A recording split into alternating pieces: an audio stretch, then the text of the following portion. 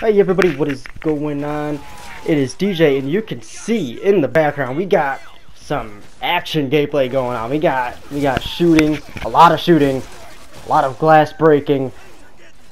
Me teabagging a guy. I don't ask. I was messing with controls and it didn't work out to my advantage. So let's get into this. So this is BulletStorm full clip edition. Now I'm going to talk about the gameplay real quick, and then the controls, and then so on and so forth. Now, the gameplay, it reminded me a bit like Gears of War, like pretty much all of them. Now, you can see the kick feature. Now, that reminded me a little bit of their like slow-mo moments, where you can go after enemies in slow motion and use your saw and things like that. That's what it reminded me of.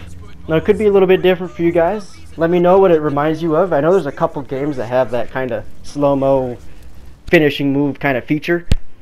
Now the gameplay, when I noticed like this run here, actually you can see on screen, perfect example, it reminds you of the Gears of War because your movement is limited when you're running. Like you have to stop running to turn like those sharp corners and things like that, but the run's actually pretty quick. It's actually pretty cool. Now in terms of the weapons and gadgets, things like that, now, I'm only at Chapter 3 right now. This gameplay is actually from Chapter 1, the first couple missions, just to show you guys, because it does do some, like, tutorials. Now, the guns, you start out with one gun. One gun, and I'm going to be honest with you, it's going to be like one of them guns where you use, I feel like, throughout the whole game, because it has, so far that I know of, like the most ammo in it, unless I pick up a light machine gun, which I don't know if I can. I know there's a minigun you can get, but I maxed out my ammo for it, and like completely. And then every mission I buy the maximum ammo I can, and I still almost run out of ammo unless I pick it up from dead bodies if they have that ammo type. And like I'm sitting there and I'm struggling, so thank God for this leash here, because without it, like I would have ran out like a long time ago throughout the missions.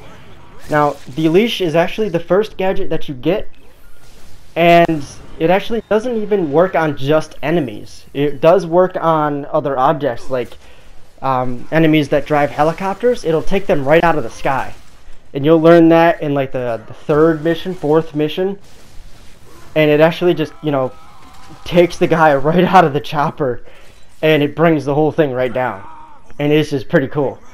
Now, I'm not going to get in more further detail of, all the different things you can do with it, because that's up to you if you want to play it and find out for yourselves. But the next thing I'm going to talk about is the actual, like, the kick feature.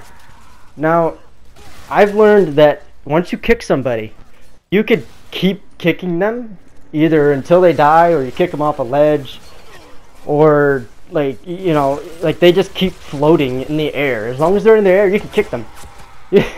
And I did that. I think my max is like 4 times I've kicked them, 4 or 5, and it's just pretty cool. It's something you can just mess with and just sit there and be like, dude, I did that. I just kicked you in the face 3 times. Like, how does that even make you feel right now? And so I just kind of mess with that and the leash. Now, next thing is going to be the controls. Now, in the beginning, you're going to notice that, like, you can even turn up your sensitivity in the menus. And it's not going to be as fast as, like, the Call of Duty max sensitivities and things like that. I've noticed, like, I usually turn my sensitivity all the way up, because I like to be able to quickly turn and shoot and go around corners quickly, things like that. Well, this one isn't that fast. It's like a Call of Duty 10 out of 14, and it's not that fast, but it's doable. It's not bad, but it's doable, because it's not like you got a guy behind you. Oh crap, he's gonna instantly kill you or knife you or something. Now there is a multiplayer feature for this game. I'm not sure if that's another story.